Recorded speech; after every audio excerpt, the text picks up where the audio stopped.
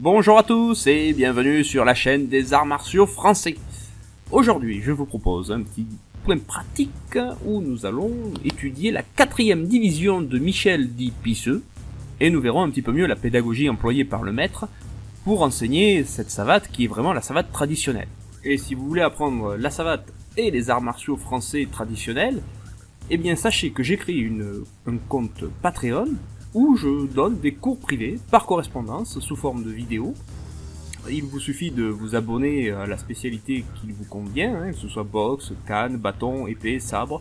Voilà, je vais transmettre tout ce que je sais. En même temps, nous pourrons communiquer.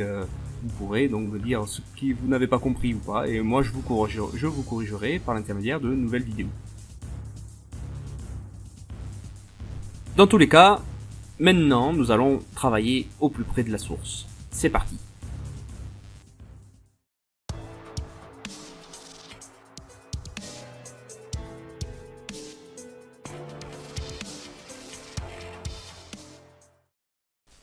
De la 4e division. Elle s'exécute en 7 temps.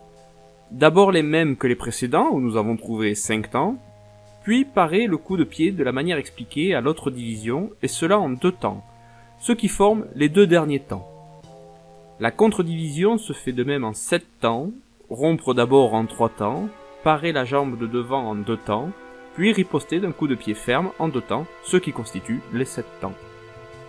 Alors là, si on prend la 4e division à part sans avoir lu la première, deuxième et troisième, on ne comprend strictement rien.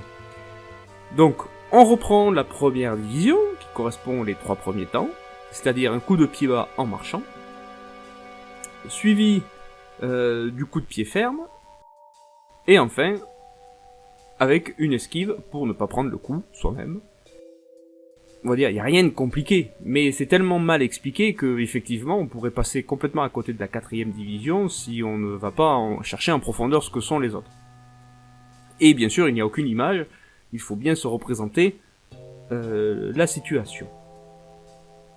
On pourrait dire qu'on n'apprend rien sur cette 4e division, hormis le fait qu'apparaissent les principes de la riposte immédiate et de l'esquive, notamment sur la contre-division, et ça peut être un exercice assez intéressant à faire pour des élèves qui débutent, notamment sur le fait de bien esquiver le coup de pied bas.